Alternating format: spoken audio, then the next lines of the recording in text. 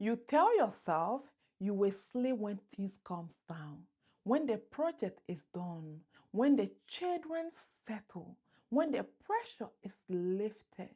You are running on 5, maybe 6 hours of sleep, and you have been for a while, and you know you need more. But sleep feels like the one thing you can negotiate on because all the other things cannot wait.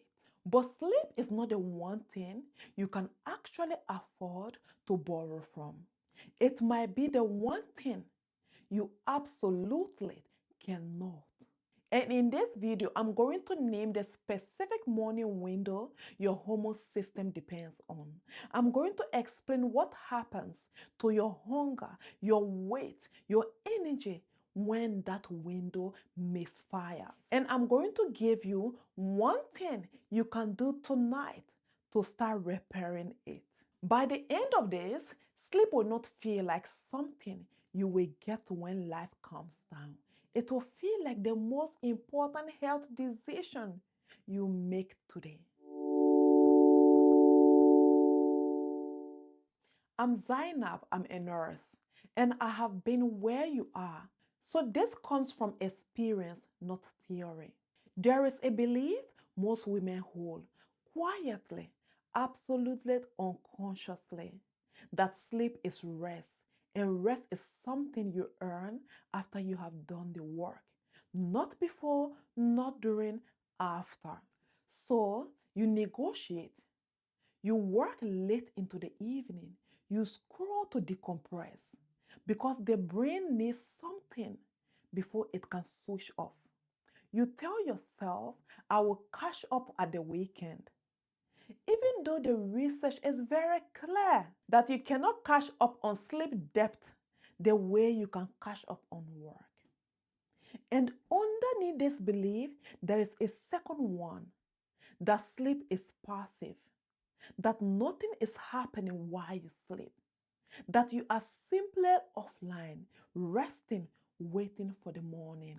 I want to challenge that today because what sleep is actually doing, specifically to your hormones, changes everything about how you have been thinking about this. Every morning, your cortisol does something important. It peaks in the first 30 to 60 minutes after you wake. Cortisol raises sharply.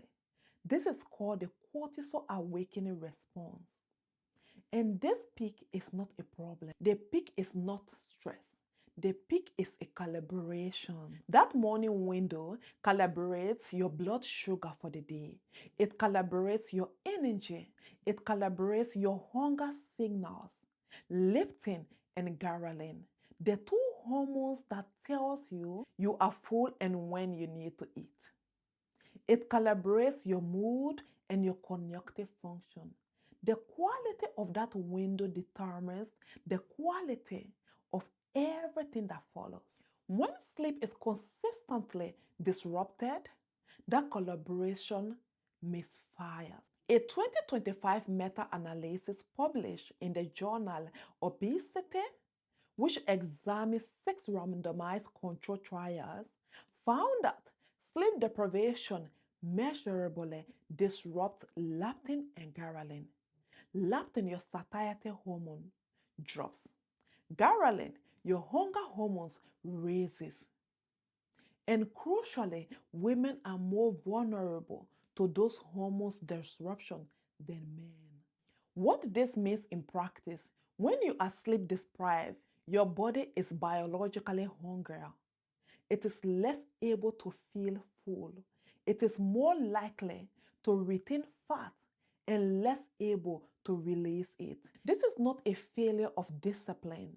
This is hormonal output from a misfire calibration window. The increase in appetite on a bad night of sleep is not a loss of control.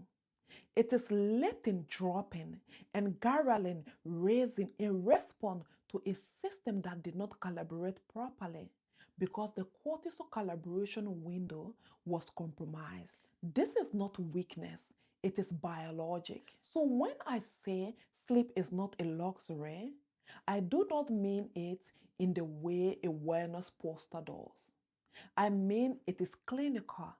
I mean that sleep is the system that calibrates your hunger hormones, your cortisol rhythm, your blood sugar stability, your energy, your capacity to make decisions. Without sleep working properly, none of those things land properly.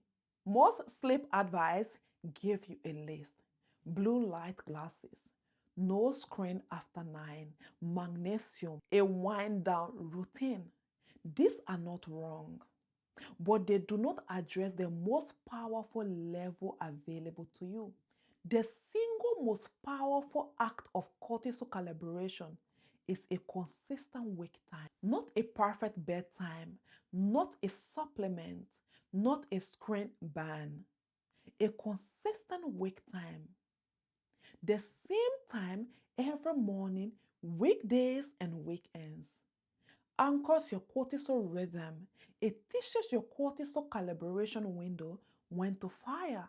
It is the foundation that makes everything else, the sleep hygiene, the winding down routines, the supplement actually works. And it costs nothing. It does not require a purchase of a new protocol. It requires only that you decide what time you will wake and commit to it. So tonight, before you close this video, set your alarm. Whatever time you are going to wake tomorrow, commit to that same time for the rest of the week. Not a dramatic change, not a perfect bedtime, just the same wake time consistently. That is the first act of calibration. Do it now before you close this up. You are not a woman who sacrifices her sleep to earn her health. You are a woman who protects her sleep, even imperfectly, even in the middle of a full and pressure life, because she understands it is the system that calibrates everything else. Health that only works when life is perfect is not a real health. And protecting your cortisol calibration window, start with that consistent wake time, is one of the most powerful acts of health available to you to right now. If this shifted something for you, I would love to know. Drop a comment and tell me. What will you protect differently if you thought about sleep as a calibration rather than a rest? And if you want the full clinical picture, the science of what your body is doing to hold weight under stress, and the one thing you can do about it, that is the Wednesday video. I will see you there.